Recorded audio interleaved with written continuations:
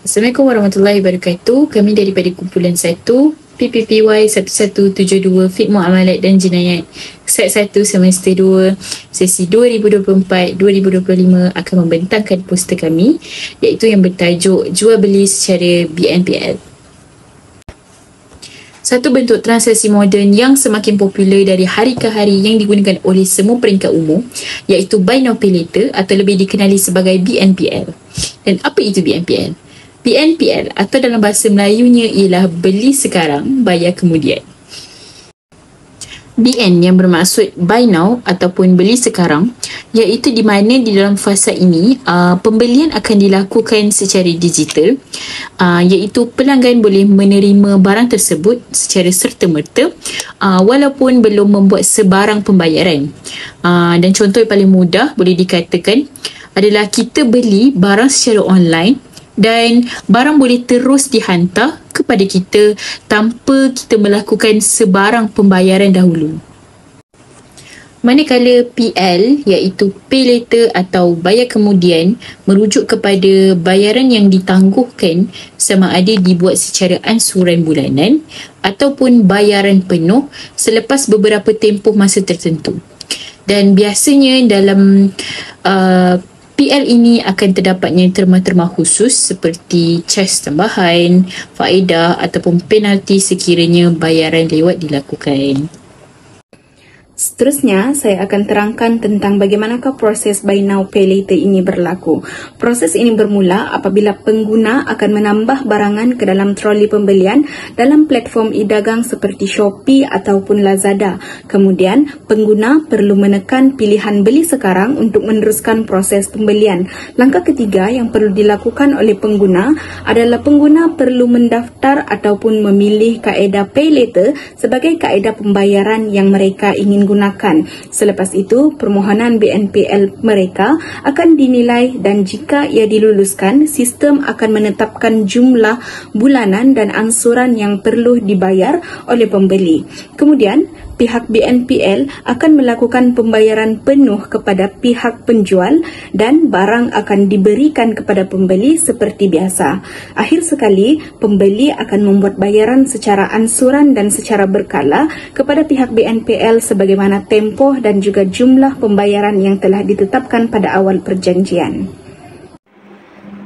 Untuk kaedah transaksi pertama, jika pembeli memilih untuk membayar secara tangguh selama sebulan atau ansuran selama 3 bulan, tiada cas pertambahan dikenakan. Jumlah keseluruhan tetap RM1,979. Namun, jika pembeli memilih untuk membayar secara ansuran selama 6 ataupun 12 bulan, terdapat caj pemprosesan yang dikenakan dan ditambah bagi setiap bulan mengikut pengiraan yang telah ditetapkan. Apabila dihitung, jumlah keseluruhan pembayaran bagi ansuran 6 bulan dan juga 12 bulan adalah sama kerana kedua-duanya telah termasuk cas pemprosesan. Oleh itu, transaksi ini adalah harus kerana pembeli telah maklum dan bersetuju terhadap cas pemprosesan tersebut sejak awal dan tiada sebarang cas lewat bayar dikenakan. Bagi kaedah SP Later ini, sekiranya pembeli lewat untuk membayar selepas memilih transaksi secara ansuran, pihak aplikasi Shopee tidak mengenakan sebarang cas lewat bayar. Namun begitu, tindakan akan diambil dengan membekukan akaun Shopee pembeli sehingga bayaran tunggakan diselesaikan.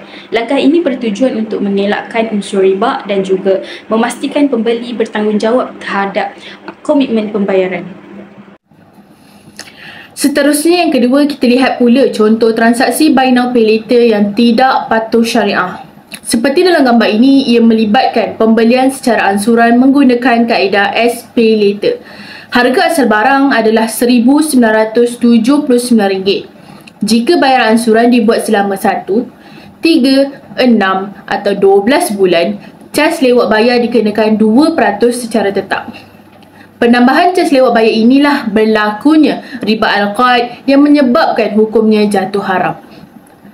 Pada tahun 2021, Pejabat Mufti Wilayah Persekutuan telah mengeluarkan kenyataan bahawa transaksi seperti ini diharamkan dalam Islam kerana ia termasuk dalam unsur riba, iaitu bayaran lebih kerana penangguhan atau kelewatan bayar.